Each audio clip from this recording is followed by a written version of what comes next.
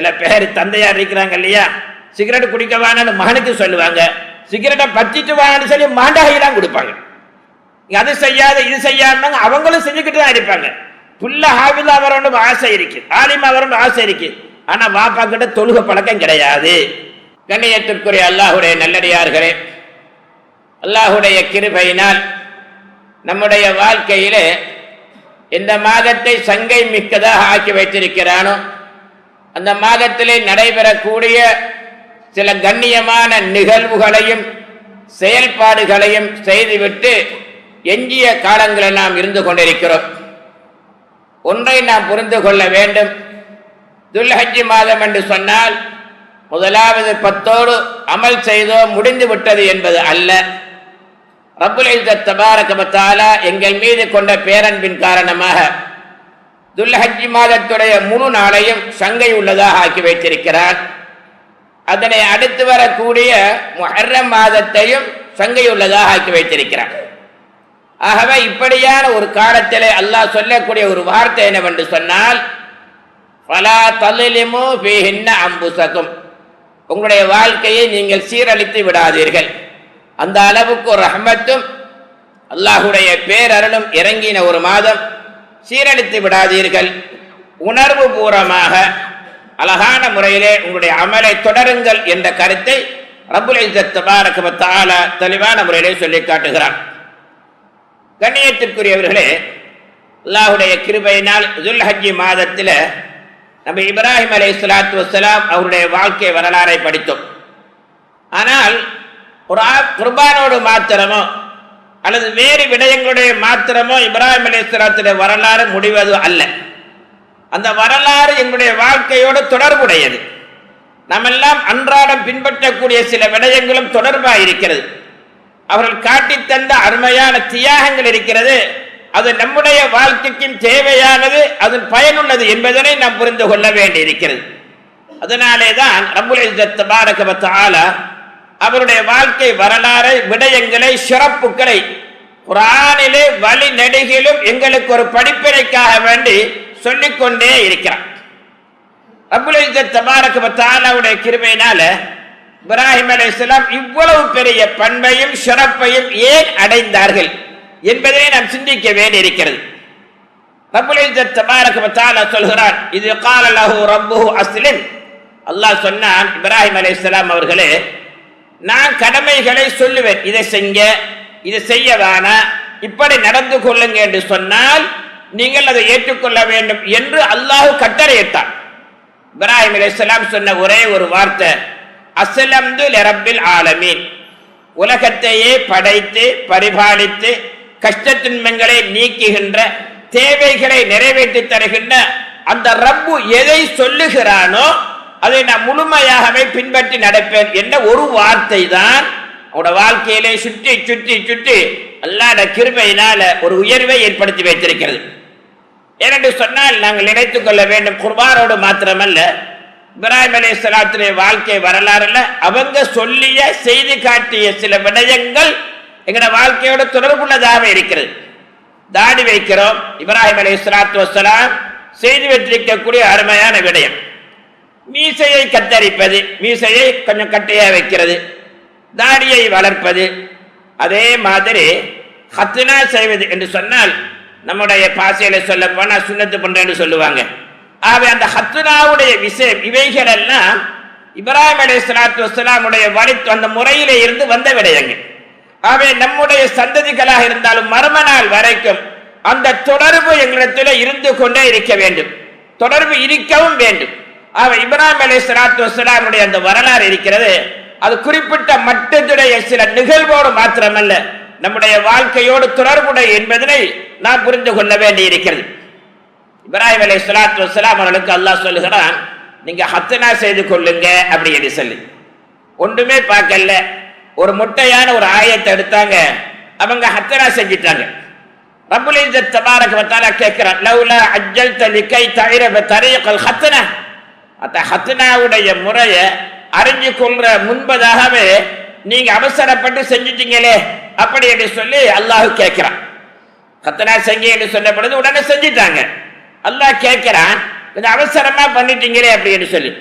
இப்ராஹிம் அலைஹிஸ்ஸலாத்து வஸ்ஸலாம் சொன்னாங்க, கரஹித்து அன் உஅখিர அம்ரக பில்லாஹ், யா அல்லாஹ் உன்னுடைய காரியத்தை பிந்தி போடுறதுக்கு நான் வெட்கப்படுறேன். நீ சொன்னா நான் செய்தேன், நீ சொன்னா ஏவினா நான் செஞ்சிட்டேன், ஆகவே அதை பிந்தி போடுறதுக்கு எனக்கு விருப்பம் இல்லை, நான் வெட்கப்படுறேன். என்ன நீ ரொம்ப ஆயிடுச்சு, என்னுடைய தேவைகளை உன்னிடத்துல நான் கேட்கணும், அதனால நான் அதை பிந்தி போட விருப்பம் இல்லை என்று சொன்னார்கள் இப்ராஹிம் அலைஹிஸ்ஸலாத்து வஸ்ஸலாம் அவர்கள். ஆரம்பத்தில் என்ன சொன்னாங்க, அஸ்லம்து, நீ என்ன சொன்னாயோ நான் அதை ஏற்றுக்கொள்ள தயாரிக்கிறேன்னு சொன்னாங்களா இல்லையா? ஏற்றுக்கிட்டாங்கடா இல்லையா? ரப்புல் இஸ்ஸத் தபாரக வ தஆலா அந்த அருமையான விடயத்தை அழகான முறையிலே சொல்லி காட்டுகிறான். இப்ராஹிம் அலைஹிஸ்ஸலாத்து வஸ்ஸலாம் அவர்களை அதிகமான இடங்கள்ல கூறினாலும் முக்கியமான 2 விடயங்கள்ல சொல்றோம். ஒன்று என்னவென்று சொன்னால், அல்லாஹ்வுடைய கிருபையினால கடைசி அத்தஹியாத்துல ஓதுறமா இல்லையா, அல்லாஹும்ம ஸல்லி அலா முஹம்மதின் வ அலா ஆலி முஹம்மதின் கமா ஸல்லைத அலா இப்ராஹீம, இப்ராஹிம் அலைஹிஸ்ஸலாத்துக்கு நீ ஸலவாத்து ஸலாம் சொன்ன மாதிரி, பரக்கத்தை செய்த மாதிரி ரசூலுல்லாஹ்வுக்கு நீ அந்த பாக்கியத்தை கொடுப்பாயா என்று துஆ கேட்கிறோம். தஃசீர் உலமாக்கள் இருக்கிற அழகான சில கருத்துக்களை எழுதுறாங்க. இப்ராஹிம் அலைஹிஸ்ஸலாத்து வஸ்ஸலாம் காபாவை கட்டிட்டாங்க. கட்டிட்டு ஒரு அருமையான அல்லாஹ்வுடைய கடமை இல்லையா, எப்பயும் நாம் விளங்கிக் கொள்ளணும். நாம ஒரு அழகான கடமையை, ஃபர்த, சுன்னத்தை, அல்லாஹ்வுக்காக வேண்டி செய்ய வேண்டிய சில நல்ல அமல்களை செய்துவிட்டு அதை வச்சு அல்லாஹ்விடத்துல மன்றாடுறான். ஒருவருடைய வாழ்க்கையில சதக்கா கொடுத்து மனசை நிம்மதியாக்கி வச்சுட்டவன்னு வச்சிருங்க. அவர் சதக்கா வாங்கிட்டு அல்ஹம்துலில்லாஹ்னு சொல்றாரு, அதை வச்சு அல்லாஹ்விடத்துல வாதாடலாம், யா அல்லாஹ் நான் இந்த அமலை செஞ்சேன், ஒரு அடியானுடைய மனசை நான் சந்தோஷப்படுத்தினேன், அதனால இதை வச்சு என்னுடைய மனசுக்கு என்னுடைய தேவைகள் நிறைவேற்றா என்றெல்லாம் கேட்கக்கூடிய முறைதான் அமலுடைய தன்மை. அது ஒரு ஷபாத். அவ இப்ராஹிம் அலைஹிஸ்ஸலாத்து வஸ்ஸலாம் காபாவை கட்டினதுக்கு பின்னால அல்லாஹ்விடத்துல கேட்கிறாங்க, ரப்பனா வபஅத் ஃபீஹிம் ரசூலம் மின்ஹும் யத்லு அலைஹிம், காபாவை கட்டிட்ட யா அல்லாஹ், இந்த இடத்தை சும்மா விட்டுடாத, உன்னுடைய வணக்க வழிபாடுகளை, உன்னுடைய கடமைகளை சொல்லிக் கொடுக்கக்கூடிய, மக்களை நல்ல வழியில் ஆக்கக்கூடிய ஒருவரை அனுப்புவாயாக என்று ரசூலுல்லாஹ் மீது கொண்ட அந்த பாசம், அந்த அமைப்பில் அவங்க சொன்னாங்க. இது பல்லாயிரம் வருடங்களுக்கு பின்னால ஸல்லல்லாஹு அலைஹி வஸல்லம் அவர்கள் வந்துட்டாங்க. பல சந்ததிகளுக்கு பின்னால வந்துட்டாங்க. ஸல்லல்லாஹு அலைஹி வஸல்லம் மீது கொண்ட பேரன்பின் காரணமாக, அவங்கள குறித்து கேட்ட காரணத்தினால கடைசி வரைக்கும், மர்ம நாள் வரைக்கும் ஒரு நன்றி கடனாக, ஒரு சிறப்பாக ரப்புல் இஸ்ஸத் தபாரக வ தஆலாவுடைய கிருபையினால நம்ம ஒவ்வொரு அத்தஹியாத்திலும் அவ ஓதுறமா இல்லையா, ரசூலுல்லாஹ்வோட சேர்த்து ரசூலுல்லாஹ்வுக்கு நீ ஸலவாத்து சொல்லு, யார் மாதிரி, இப்ராஹிம் அலைஹிஸ்ஸலாத்துக்கு ஸலவாத்து சொன்ன மாதிரி, அவங்களுக்கு பரக்கத்தை செய்த மாதிரி ரசூலுல்லாஹ்வுக்கு பரக்கத் செய்வாயா. விளங்க வேண்டியது என்ன தெரியுமா, ரசூல் ஸல்லல்லாஹு அலைஹி வஸல்லம் முஹப்பத், அவங்களோட நடைமுறை, அவங்களை பின்பற்றுறது உறுதியான முறையில் நம்மட வாழ்க்கையில் இருக்கும் என்று சொன்னால், அல்லாஹ்வுடைய கிருபையினால நம்மளோடு மாத்திரமல்ல நம்மட சந்ததிகளையும் அல்லாஹ் சிறப்பிப்பான் என்பதனை எடுத்து காட்டக்கூடிய ஒரு பாடம் தான் இப்ராஹிம் அலைஹிஸ்ஸலாத்து வஸ்ஸலாமுடைய வரலாறுல இருந்து நாங்கள் படிக்கிறோம்.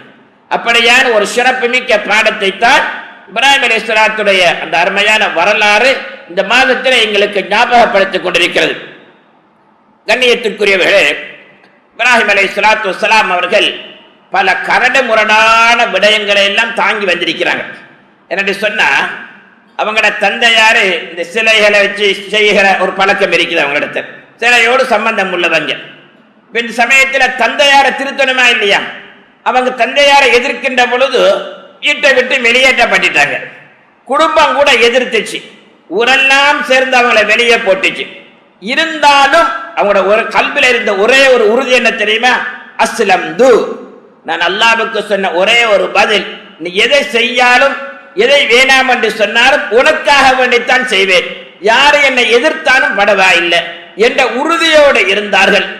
அல்லாஹ் அவங்களை பற்றி சொல்லக்கூடிய அருமையான வார்த்தை என்று சொன்னால், காணித்தன் இல்லா, குர்ஆன்ல சொல்றான், காணித்தன் இல்லா, அல்லாஹ்வுடைய வழிபாட்டிலே உள்ளவர்கள் தான் இப்ராஹிம் அலைஹிஸ்ஸலாத்து வஸ்ஸலாம் அவர்கள்.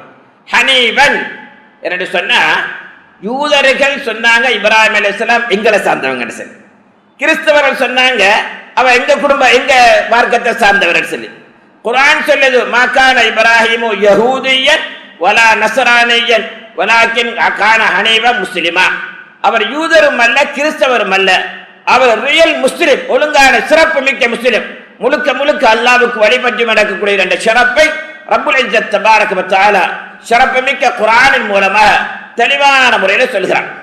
அதனால தான் அல்லாஹ் கொடுத்த பட்டம் என்ன தெரியுமா? வத்தஹதல்லாஹு இப்ராஹிம ஹலீலா. இப்ராஹிம் அலைஹிஸ்ஸலாத்தை பல வகையில சோதிச்சு பார்த்தோம். அவருக்கு கொடுத்த பட்டம் என்ன தெரியுமா? அல்லாஹுடைய நண்பர், அல்லாஹுடைய தோழர். இதை விடவுமா ஒரு பெரிய பட்டம் வேணும்? அதனால நாங்க நினைக்க கூடாது அந்த பட்டம் எங்களுக்கு வருமா, அப்படி அல்ல. ரப்புல் இஸ்ஸத் தபாரக வ தஆலா அழகான முறையில் சொல்கிறான்.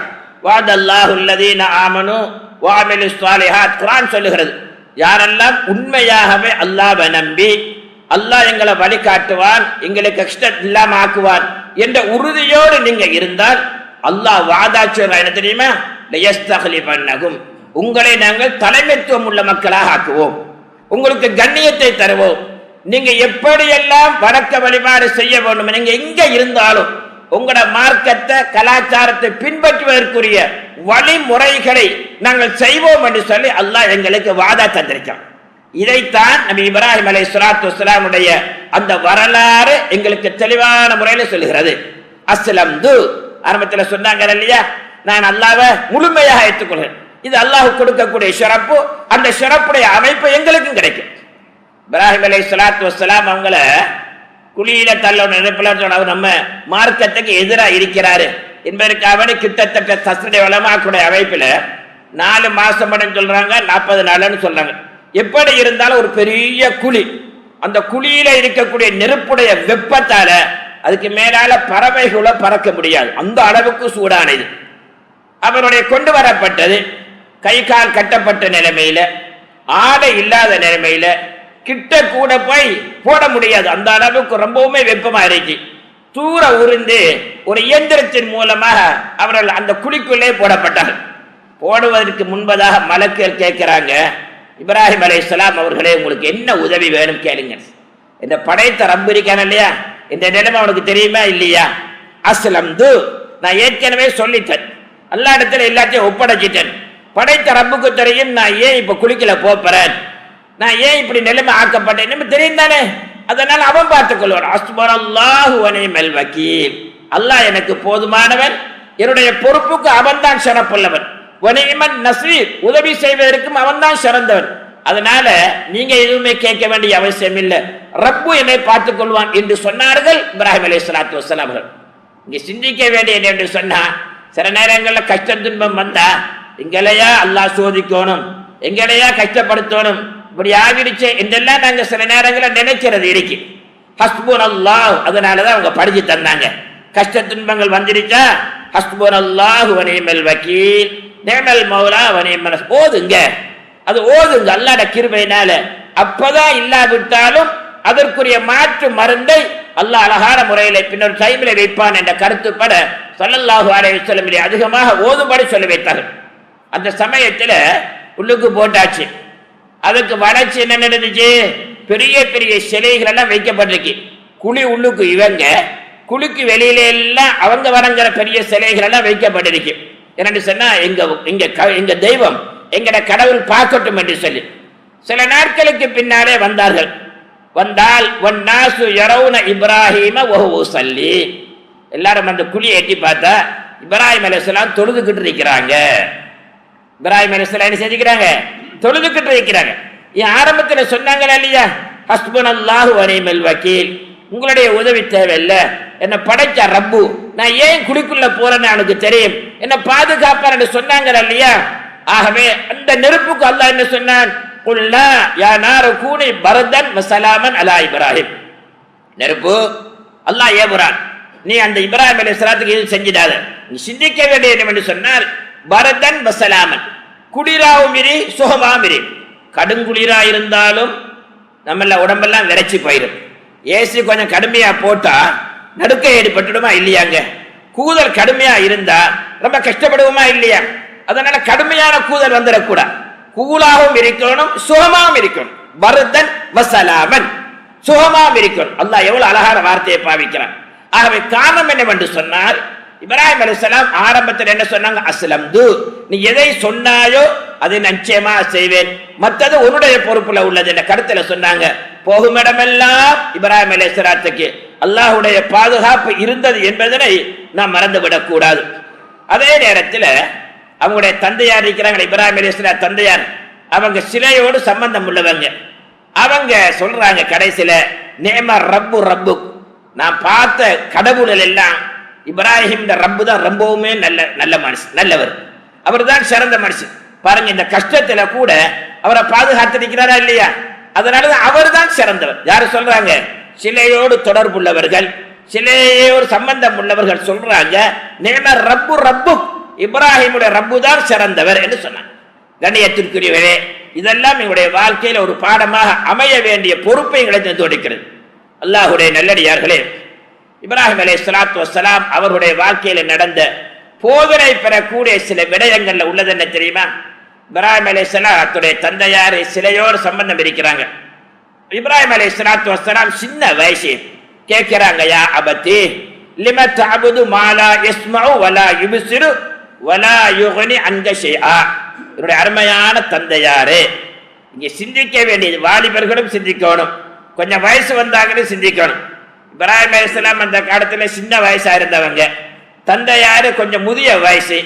வாப்பா பார்த்து வாப்பா குற்றம் செய்யறாரு, தவறு செய்யறாரு என்று தெரிஞ்சும் வாப்பாவோட பேசுற முறை என்ன தெரியுமா?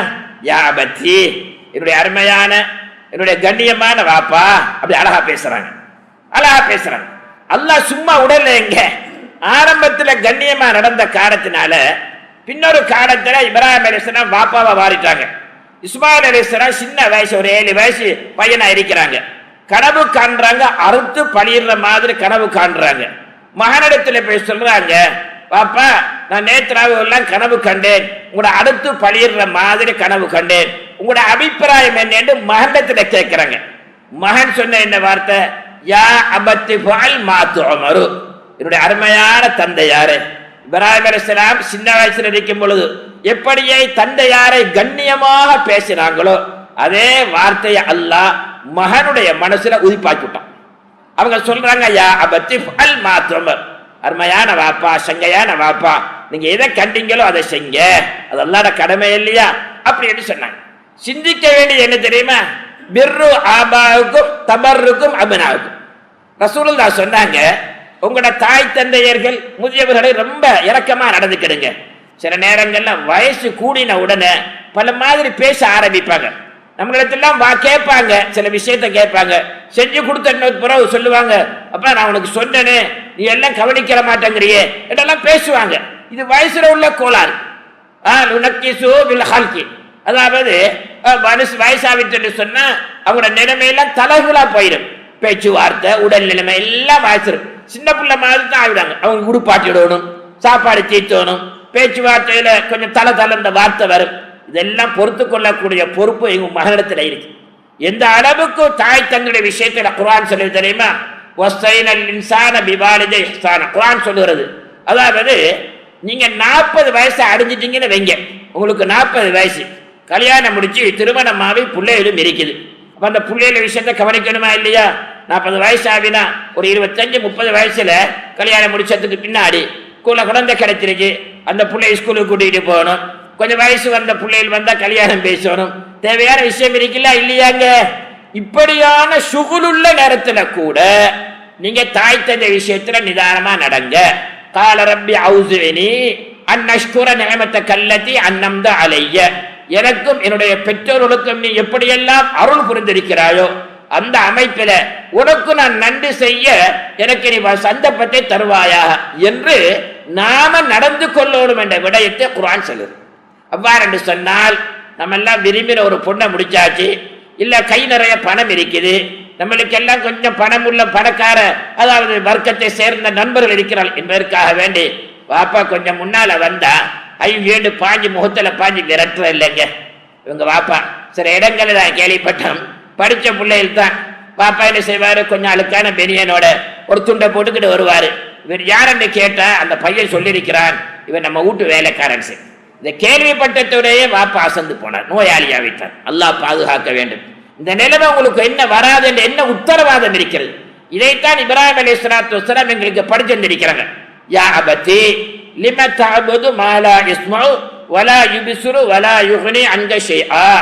கேட்காத, கேட்கவும் முடியாத, பார்க்கவும் இயலா, எதுவுமே செய்ய முடியாத இந்த சிலைகளை நீங்க ஏன் வணங்குறீங்கன்னு கேட்கிறாங்க. அதோடு தொடர்பா வச்சிருக்கிறீங்கன்னு கேட்கிறாங்க. யா அபத்தி கேட்கிறாங்க, இன்னி கத் ஜாஅனி மினல் இல்மி, அல்லாஹ்வுடைய கிருபையினால அல்லாஹ் எனக்கு நல்ல அறிவை தந்திருக்கிறான். அதனால நான் சொல்றத கொஞ்சம் கேளுங்க. முதியவர்கள் கொஞ்சம், இங்கே முதியவர்கள் செய்ய வேண்டிய வேலை. மூத்த மனுஷன் சில நேரங்கள்ல அங்க சரி தப்பு தவறா இருக்கலாம்.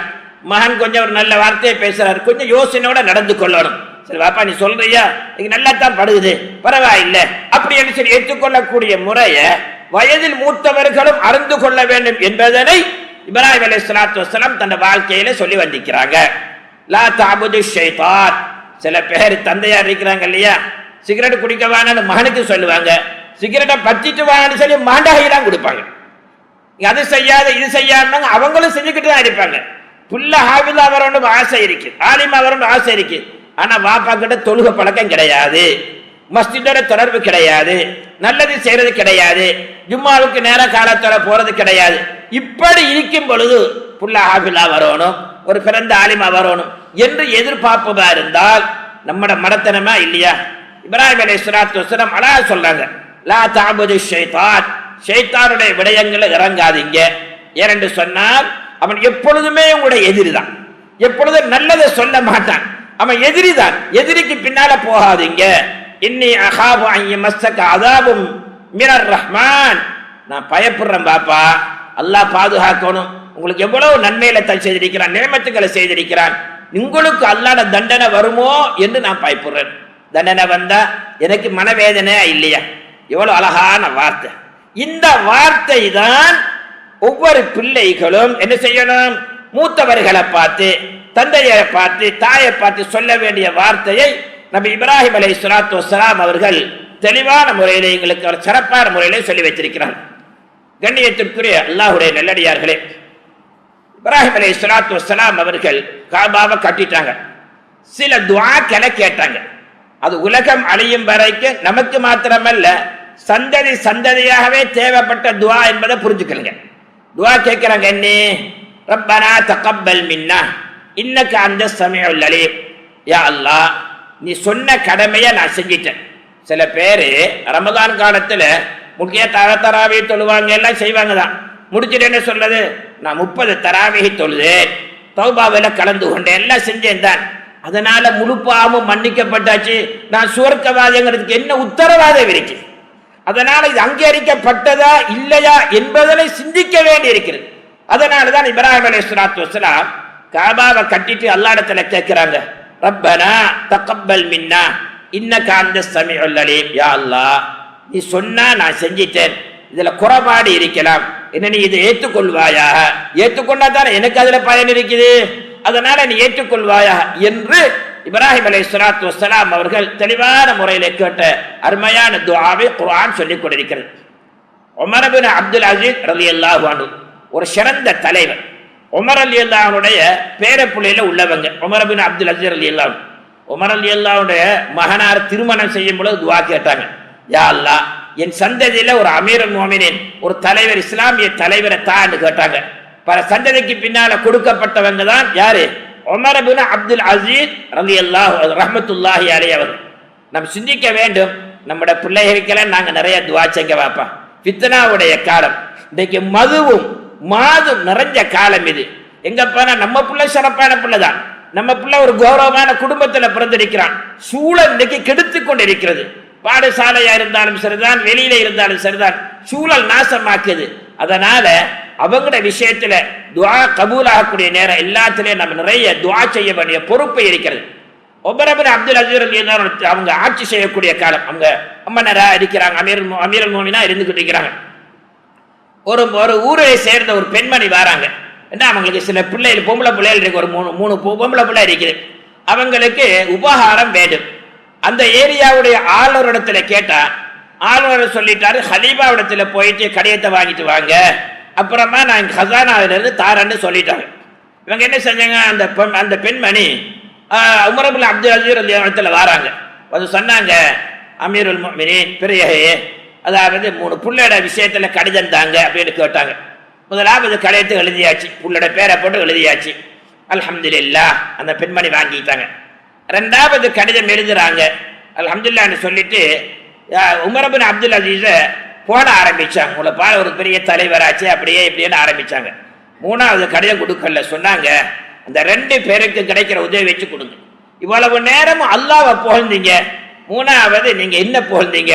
அல்லாஹ் பாதுகாக்கணும், இந்த வாழ்க்கையில முகஸ்துதியே வரக்கூடாது, பெருமை வரக்கூடாது, பயமா இருக்குது அப்படின்னு சொல்லி அனுப்பிட்டாங்க. அந்த பெண்மணியை எடுத்துட்டு போயிட்டாங்க. போய் 2 நாளைக்கு பின்னால அவங்களுடைய ஊருடைய ஆளுநரிடத்துல கடிதத்தை கொடுத்தாங்க. ஆளுநர் கடிதத்தை பார்த்துட்டு அழ ஆரம்பிச்சுட்டாங்க. அழ ஆரம்பிக்கிறாரு. அவங்க கேட்டாங்க, நான் தப்பு செய்யலையே, கடிதத்தை தான் உங்க கையில தந்தேன், ஏன் அழுவுறீங்க? இல்ல உங்களால ஒரு பிரச்சனையும் இல்லை, எந்த கடிதத்தை தந்தார்களோ, இந்த கடிதத்தை எழுதும் பொழுது அல்லாஹ்வை பயந்து சொன்னாங்களோ அந்த உமர் இப்னு அப்துல் அஸீஸ் ரஹ்மத்துல்லாஹி அலைஹி வஃபாத்தாவிட்டாங்கன்னு சொன்னாங்க. வஃபாத்தாவிட்டாங்க, கபர் அடைஞ்சிட்டாங்க, அந்த பெரிய மனுஷர் போயிட்டாங்க. நான் ஏன் சொல்லுகின்றேன் என்று சொன்னால், நம்முடைய ஒவ்வொரு அமலும் அங்கீகரிக்கப்பட்டதா இல்லையா என்பதனை நாம் அல்லாஹ்விடத்தில் கேட்க வேண்டிய பொறுப்பு இருக்கிறது. அதைத்தான் இப்ராஹிம் அலைஹிஸ்ஸலாத்து வஸ்ஸலாம் இந்த அருமையான விடயத்தின் மூலமாக சொல்லிக் காட்டினார்கள். கண்ணியத்திற்குரியவர்களே, ரப்பனா வஜஅல்னா முஸ்லிமைன் இலக், இப்ராஹிம் அலைஹிஸ்ஸலாம் கேட்ட துஆ, யா அல்லாஹ் என்னையும் இந்த காபாவை கட்டுவதற்கு உதவியா இருந்த என் மகன் இஸ்மாயில் அலைஹிஸ்ஸலாத்தையும் ஒப்புக்கொள்வாயா. அதே நேரத்தில் 2 பேரும் மௌத்தாகும் வரைக்கும் முஸ்லிமாகவே ஆக்கி வச்சிருக்கியா அல்லாஹ். முஸ்லிம் என்று சொன்னா களிமா மட்டும் சொல்ற தொழுகை இல்லை, நம்ம அனைத்து விடயங்களையும் இஸ்லாம் இருக்கு. அல் முஸ்லிமு மன் சலிமல் முஸ்லிமூன மின் லிசானிஹி வ யதிஹி.